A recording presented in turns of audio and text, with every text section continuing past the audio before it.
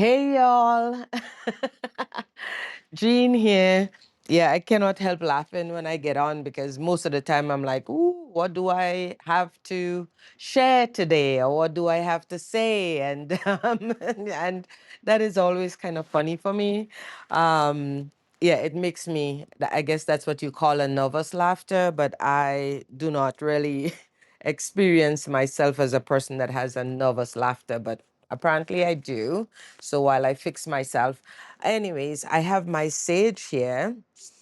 And as you guys know, I just love Clarin. And let's talk about Clarin for a moment before I get into living inside of my means. My friends and I were talking about, living inside, I'm finally living inside of my means, and I'm going to explain what that means.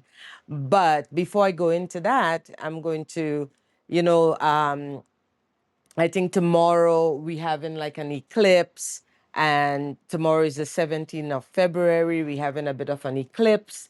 It is the day, the Chinese New Year's, and it is the day when we are moving into the horse energy. If you're not living under a rock, you have heard about, the year this year in the Chinese astrology, it's the year of the horse, moving forward, race.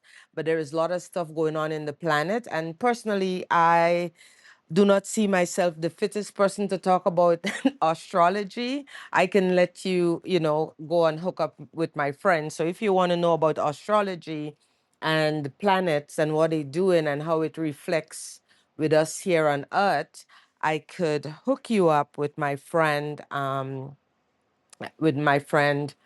Miss Ria May. She knows a lot about that, and she has a patron pothole now that you can go and join and do all the things. And you know what? I recommend it because what's going on in the cosmos is actually what's going on in the on the plane on the earth here. And so there is somebody else who knows a lot more about that. But here is what I do know. I do know that it's Chinese New Year Saturn tomorrow. I do know that it's the year of the horse. I also know that, like in Trinidad and Tobago, a few places in the world, we have Carnival in Trinidad and Tobago going on now. Today is Carnival Monday. They usually have Juve. It's a nice party. It's like, the best party on earth is to go to a carnival in the Caribbean. And I mean, in the Caribbean, you can go to Brazil and stuff, but those carnival are so much more bigger. But when you're in the Caribbean, it hits differently. I also know that it's Mardi Gras in New Orleans. So all these things is going on. And by Wednesday, what's happening by Wednesday is that we are going to be going into Lent, right? Because after your partying and after all of that, you go into Lent and, you move into that area. I think, yeah, we do go into Lent after Carnival because that's why we normally have Carnival in this around this time in February, because after it's going into Lent, and Lent is like a 40-day of um abstinence where you don't drink, you don't smoke, you don't have the chocolate, you don't have the it's a good time to remove something from your diet. It's a good time to give up something. And I think that is the true things of Lent, that it's a good time to give something up.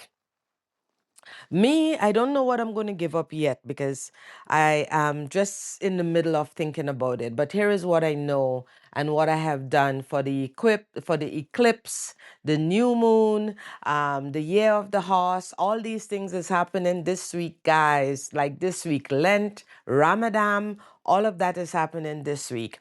And so what I have done is this.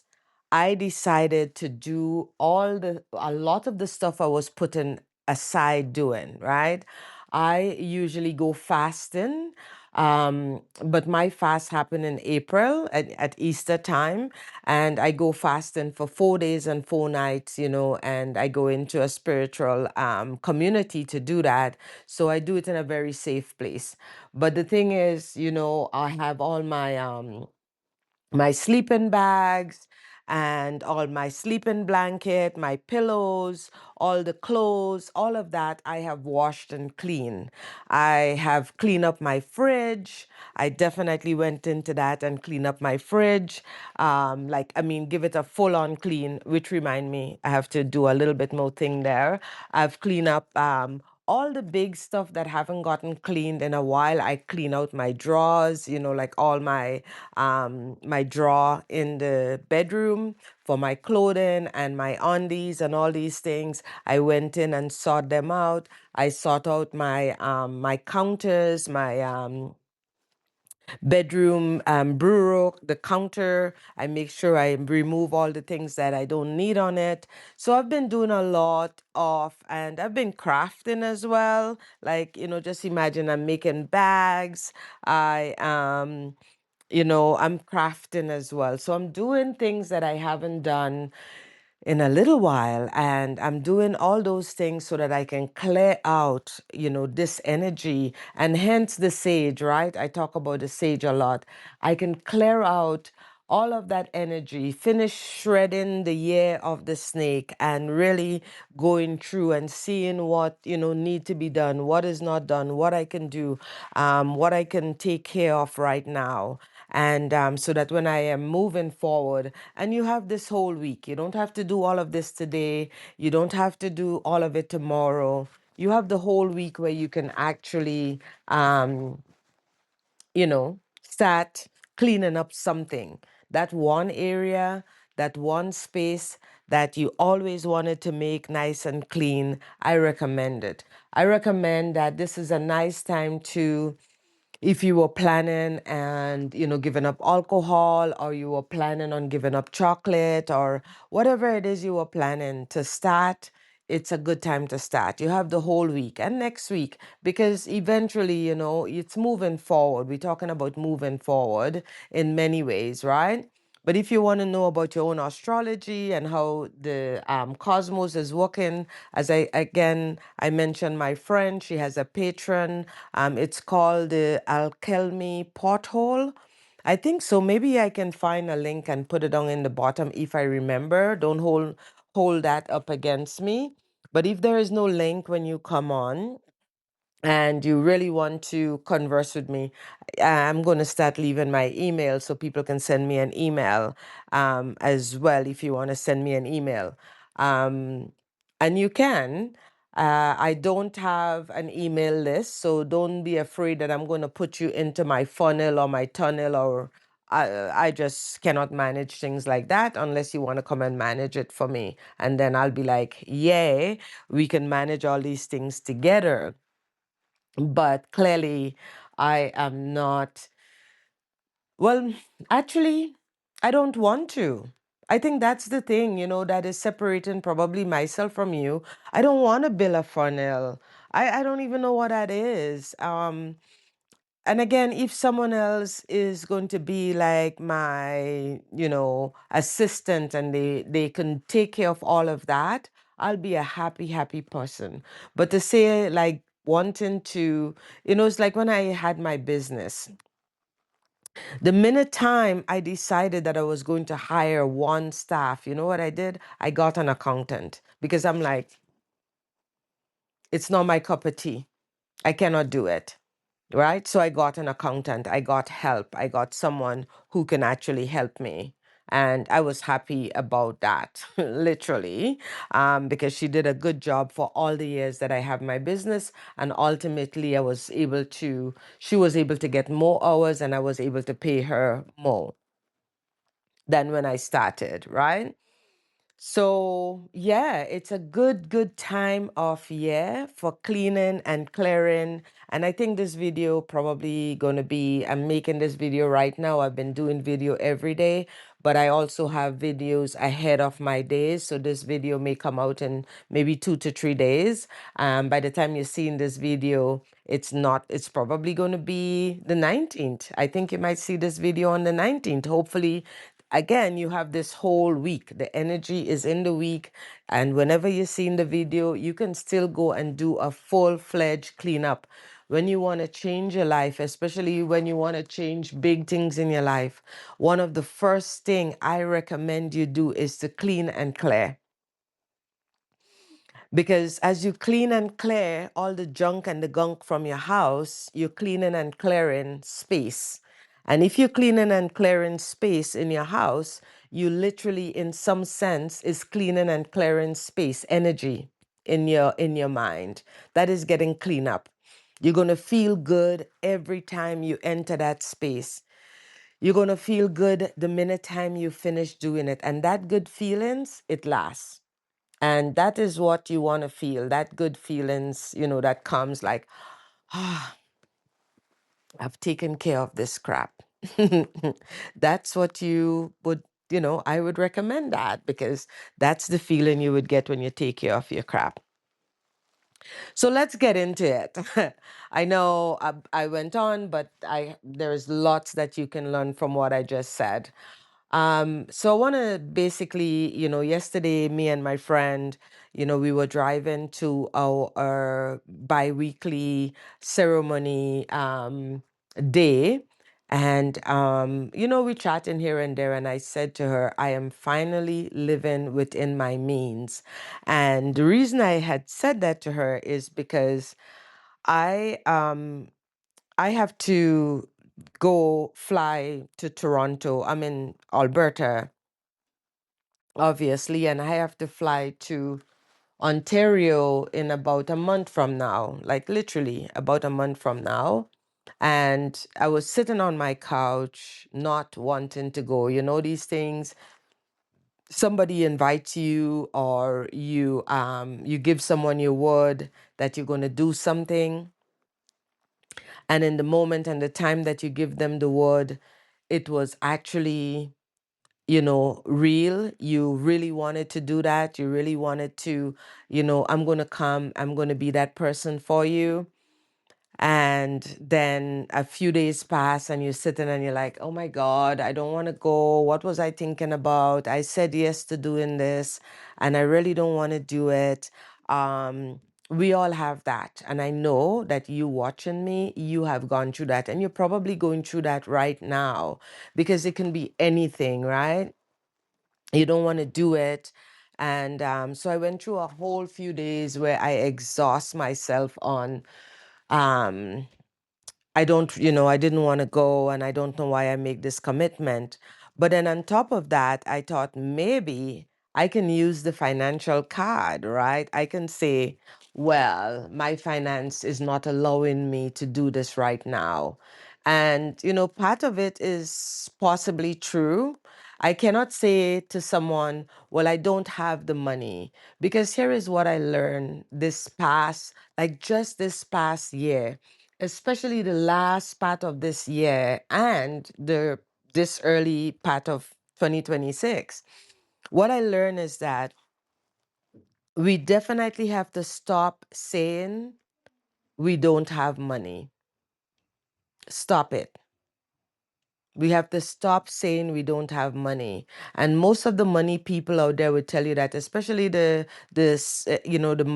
money people that speak on money in a psychology kind of way, in a psychological kind of way. Um, if you have a quarter in your pocket, like a 25 cents, a 50 cents, or a loonie or a dollar, or however, where you are, however you call your currency, if you have a quarter or a dollar in your pocket, that is money. That is money, you know? So instead of saying you don't have money, you can say, I have 25 cents. You don't even have to put only in front of it. You have 25 cents. I have a dollar. I have 25 cents. So I think this is the first thing we have to do when we are talking about money. So stop saying you don't have money if you have a dollar in your pocket. Just say, I have a dollar in my pocket. That's it. If you pick up a dime in the road, you know, that's money. You just pick up a dime. You are a dime richer than you were 5 minutes ago. You have to see money, the currency of money, you have to see it as money. You cannot lie all the time, because when you saying that, I don't have money, I don't have money, I don't have money, you don't have money. You would never have money, right? So you want to refrain from saying I don't have money. Um, Even if you have a quarter in your pocket. I'm taking my own notes, right? So I'm saying that to say, when if I, I'm like, I'm not financially inclined to come to Ontario right now. I say it like that because I don't want to say, and I cannot say, well, I don't have any money to do that.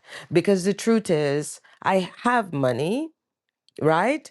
But what I have may not be efficient, or the word enough, maybe not efficient, but maybe the word enough. Maybe it's not really enough for me to buy my ticket, stay somewhere, have to pay for food, have to pay for transportation. I need to calculate that to see how that I can manage that, right?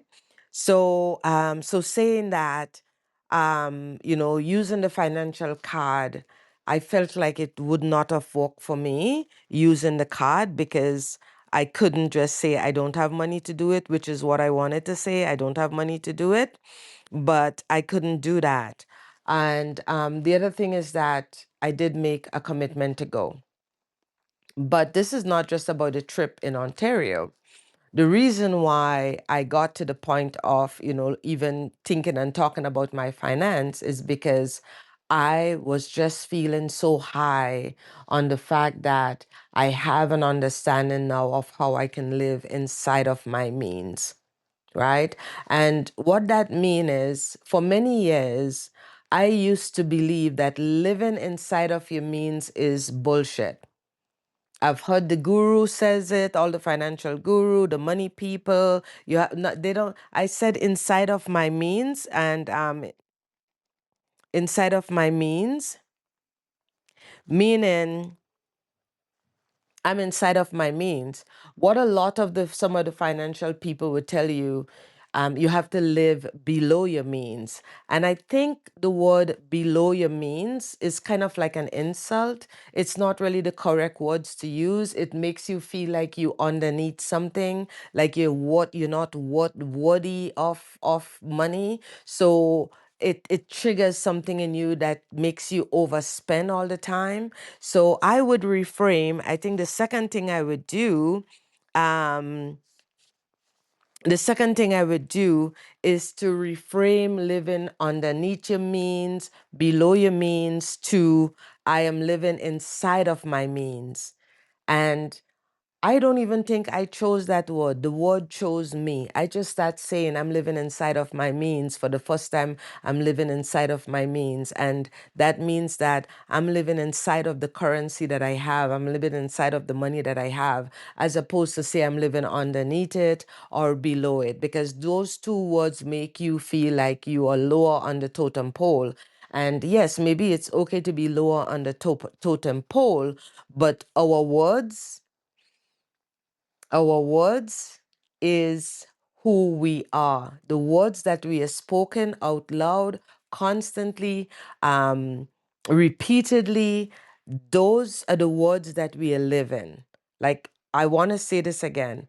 The things that you're saying, the words that you're using repeatedly over and over and over, that is what you are living.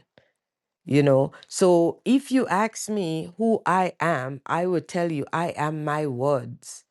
Because, even in the Bible, from day one, it is the word. It is the word, and the word is God, and God is the word. And the things. I cannot paraphrase the Bible right now or say it. And also before the word, there was like this thing called abracadabra. Abracadabra. Abracadabra. You know, you know what that means? Basically, it's like when they're doing the magic thing and they're like abracadabra, and there is magic. Literally, your word is magic because it says, even a friend sent me this nice little thing that says, I can create my own, I can create, my own word, what I speak, as it says here, I can create what I speak, right? You can create what you speak.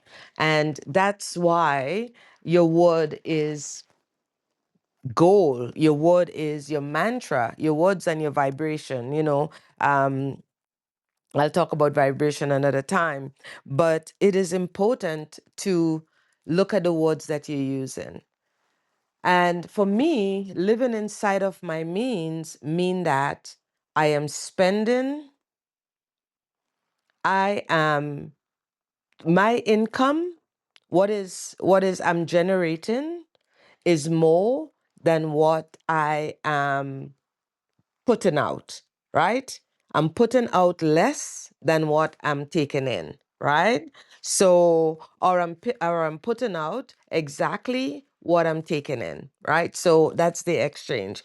And you hear that I use the word generate. We don't go out and make money. That is something else that we see a lot. We make money. Well, where do you make it? Like, do you go into a factory and put together the bills? Is the government in some freaking hidden factory somewhere that makes, ship out money like whatever, and they still cannot spend it the way they want to spend it? That is something else I don't know about, so I'm not going to talk on. But you generate an income.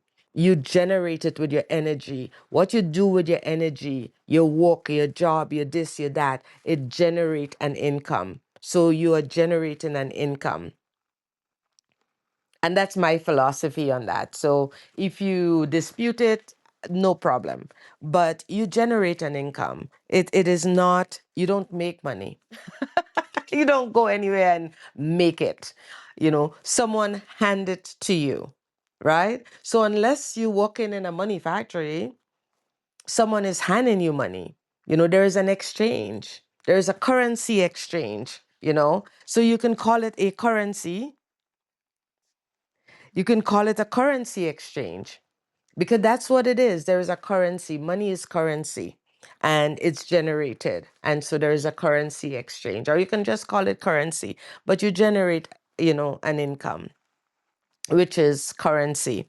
And yeah, good words to use, right? Good words to use. So you are living inside of your means, you are generating more currency, more money than you are putting out. So your input is more than your output.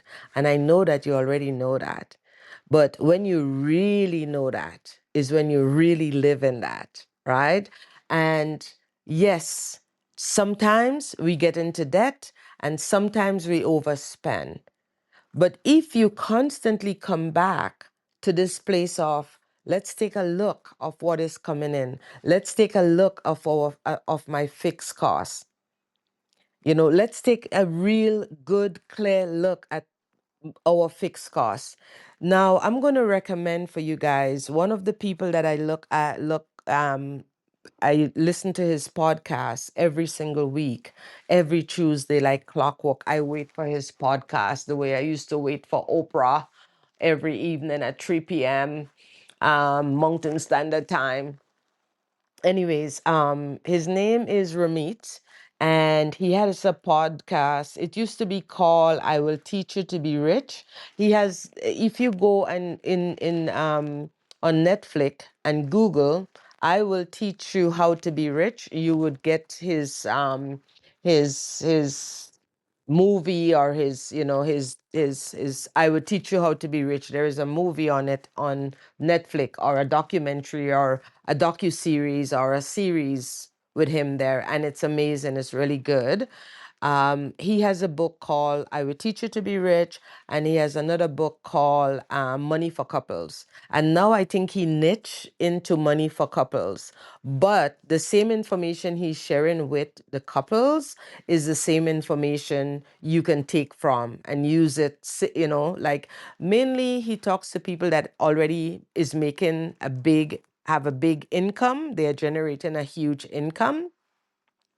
Mainly he's speaking to those people, but the bottom line is you don't have to have a big income to sort yourself out and start living inside of your means, right? What you need to do is to really sit down and look and see what is coming in and what is going out. And before you even look at what is coming in, which is, everybody's like, because that's kind of scary. We're afraid to open our bills. We're afraid to deal with things that make our nervous system, vibrate on an anxiety level. We're afraid of that. And because we're afraid of that, we do not tend to open our mail. I don't like, it's so funny. I don't even know that, like, what I do know about myself is that I don't really like going to the post office. I don't like collecting mail. Maybe one day I got something very terrible from the mail. I don't know, but it's not my, there's people that love going to the post office. I'm not one of them. There's people that love opening their email, and I'm not one of them. I open only the email that is personal to me.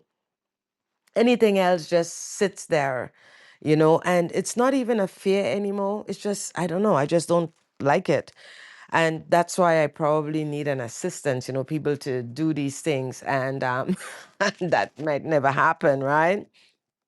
So, talking about Ramit, that has this podcast on a Tuesday. You can find it on Spotify. That's where I look at it. But I think he's probably on YouTube as well.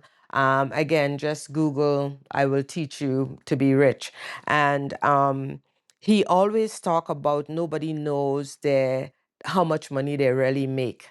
Like, and that is so true. The amount of us who is afraid to deep dive into what we really take home is incredible. I'm one of them. I'm raising my hand. I'm going to be the first to say I'm one of those people, right? And the second thing we're afraid to do is to calculate, really truly calculate and make it simple. Stop calculating everything, and then, it's not simplify. It makes you anxious. Like, the number one reason people are divorcing, people are finding it hard, people are worrying, people are losing sleep overnight is cost of living and finance. So, and I'm one of those people, and I can basically really talk about this in any capacity because I have read all the books. It didn't change anything for me. I've read all the books. I even read the guy that did the Starbucks book. And I wouldn't even mention it here, but there is a certain president. I used to read his book back in the day, like really back in the day, guys. Not now, like back in the day, right? Um, I read, Automatic Millionaire. That's guy name, I think his name is David Batch or one of those things. I'll have to go look up all, go back through my thing and look up all these kind of thing. Um, so many of it, psychology books on money, and I'm still dressed at this age, just understanding how it work. And guys, yes, there is caste and class system.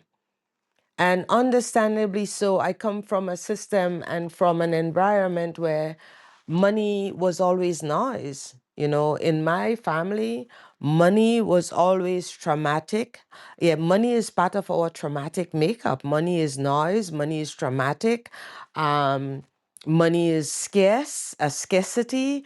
Money is elusive. Like, let's not even talk about how elusive money was in my environment.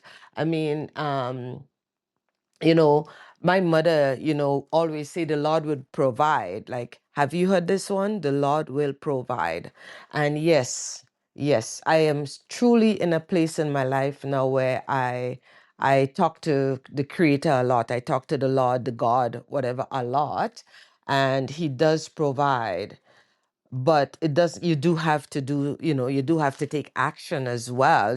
It's, that is so elusive, like, yeah, I know the Lord will provide, but if I sit here and I do nothing, will He provide for me? What would He tell me? Instead of just asking Him to provide, could I ask Him to show me the best plan for me, or the best, show me, have put someone in my path who can help me, or like, you're praying for someone to come into your path that can help you. You're praying clearly. It's like, Creator, right now, I really need your help, and I do need you to provide for me. So show me the person, show me the thing, help me to find what I'm looking for, show me the job, give me some clarity, maybe spell it out for me, because I like signs. I want my sign to look like a neon sign. So put on a neon sign with an arrow that says, pointed here, this is the direction you're going in. Maybe we can say something like that, right? But it's really important to look at your fixed costs. And what I learned from Ramit and all the other books is that it's important to keep your fixed costs at least 60% of what your income is, or lower than 60%. So if you can bring your income down to lower than 60%, you are winning. If your income could be 50%, you're winning. And I know what you're saying, cost of living is high. Yeah, you're damn right. Cost of living is high. Cost of living is high everywhere. Everywhere cost of living is high.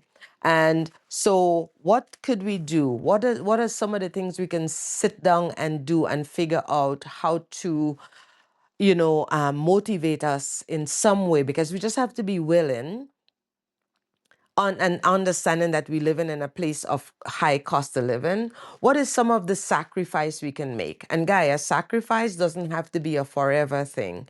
A sacrifice can be a 6 months, a 3 months, a 1 month, a 2 year, and you're done, right? It's a commitment you have to make. Listen, last year, not last, the year before last year, we in what, 2026 now, 2025, 2024. I made a 4 year commitment. 4 year commitment.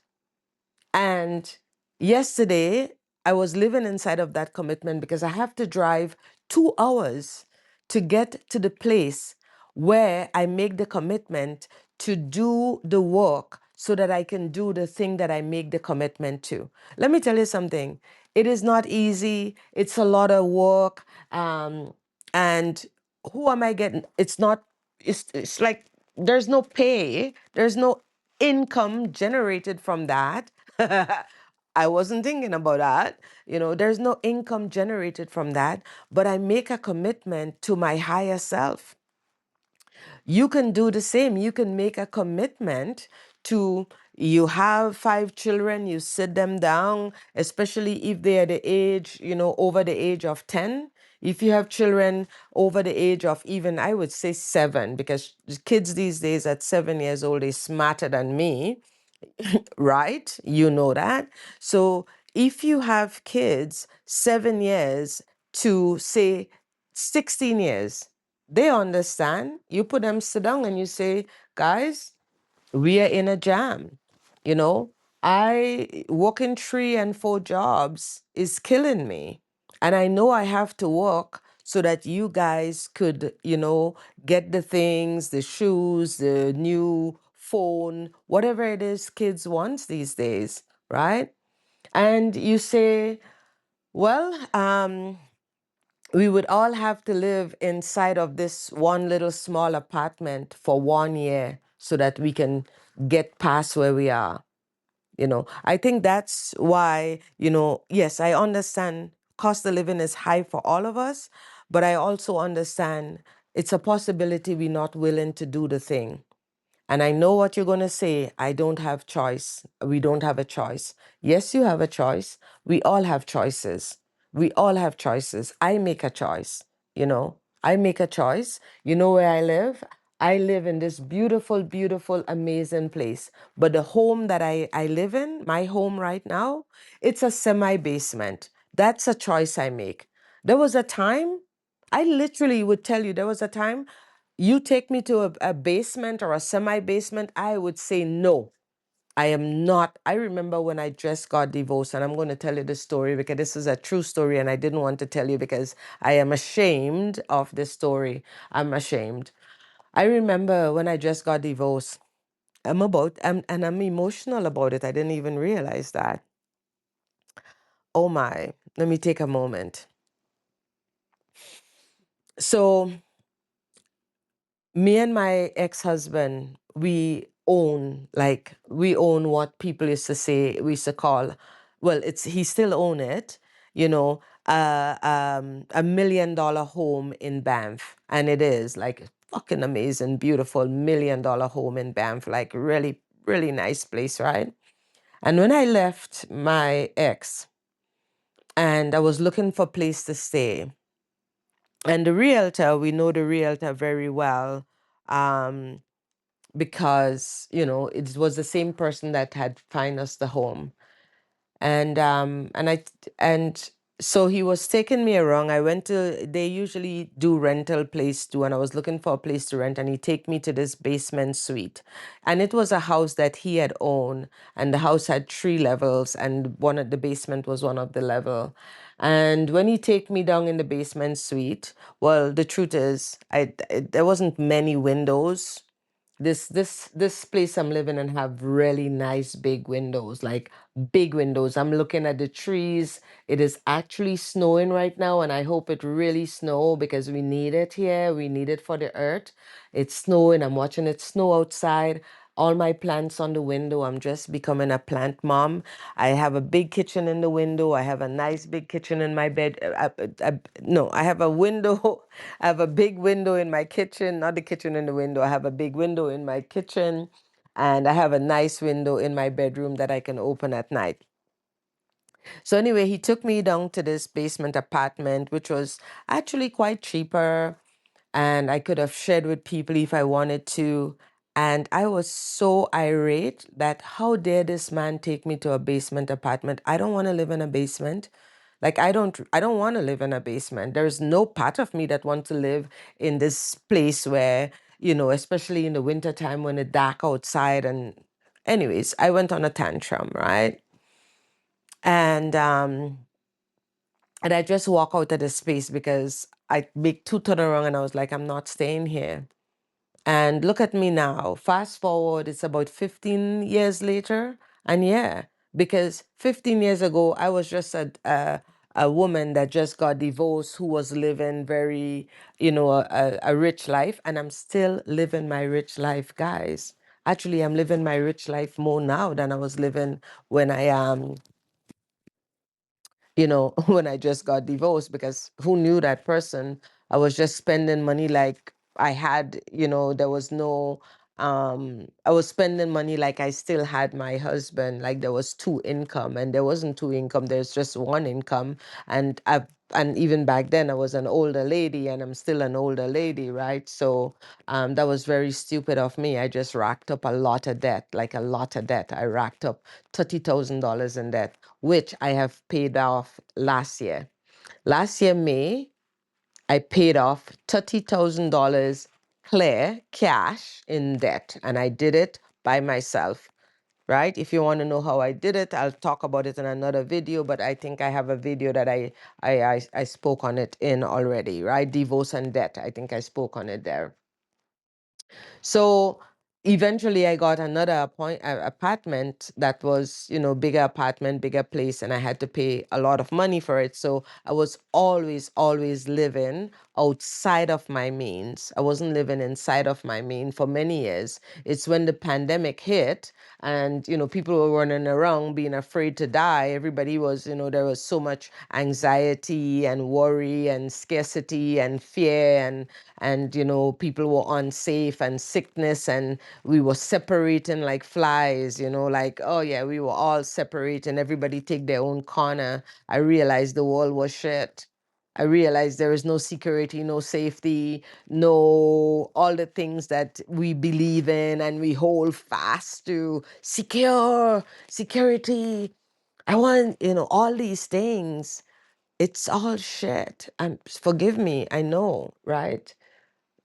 But it is, wanting to have the biggest couch, the biggest house, the biggest car, and you cannot afford it. Like, listen, guys, get over this middle class thing. Stop trying to buy the things that rich people have. The people that you spending the most money buying things from, they already have those things. Buy what is necessary. Stop buying all the unnecessary things. I'm going to say that again so you don't really slap me. Buy the things that is necessary, the things that you need. I have a phone. I need it. I like it. I like calling my friends. I use it all the time. I have it all day. You know what? I'm getting my money worth with my phone, like 100%, 100%, right? I have a car. I don't use it every day. You know, I go to work with it. I go visit friends with it. I go to the city with it, but I don't use it every day. As a matter of fact, I walk to the grocery and sometimes walk with all the bags on my back and come back home with it, right? But it's a necessary thing because where I live, there is no bus in my area. I cannot just jump on a public transportation. So that is necessary. But you know what? That is not a pung and a crumb. My car doesn't cost me $800 a month or $1,000 a month or $500 a month. My car don't even cost me any of that. It costs me gas. I have insurance and I have a very, very low monthly payment. And I seek that. When I'm looking for something that I have to pay on, I make sure I know that I can pay on it on time every month. If it's too much, I can't, then I'm not taking it. I'm very clear on that. And I guess I get all of that from all the classes and information that I take in. And when it comes to, well, actually, I didn't even get it from them. I didn't even get it from them. I get it from realizing the smart thing to do. The smart thing to do is to find a way to live inside of my means. And that is what I'm encouraging you to do. So basically, if you're alone and some people really, they have to live alone. So hence their mortgage, their rent is over $3,000. Guys, cost of living is hard and cost of living is high. And there is a real breakdown. If you think that working 2 and 3 jobs is going to help you, I have done that. I have worked hard in my life. I have worked 4 jobs at one time in my life. And it never helped me. I was still in debt at the end of the day. I was still worried. I was still struggling. So live inside of your means. Watch your words. You are generating an income and money is currency. You don't make it. Someone hand it to you when you work. So you generating the currency, and that's what you generate in the exchange, right? When you work, you get it exchange. So you don't go out and make money and do those things. Anyways, thank you so much for watching my video. Please don't forget to subscribe and to share my video. Yeah, share and subscribe. And I want to tell you something. Do less and be more, because be more of who you are, be more of yourself. Um, yeah, do less and be more. Okay. And subscribe to my channel. And right now I am not editing. I am doing 100 days of this probational area that I'm in. Like, this is my job and 100 days of probation. So I get to do the things and I'll improve certain things as I go along. Help. So I'm going to move forward and stop my video. Share, because there is valuable information in this. Thank you so much for watching.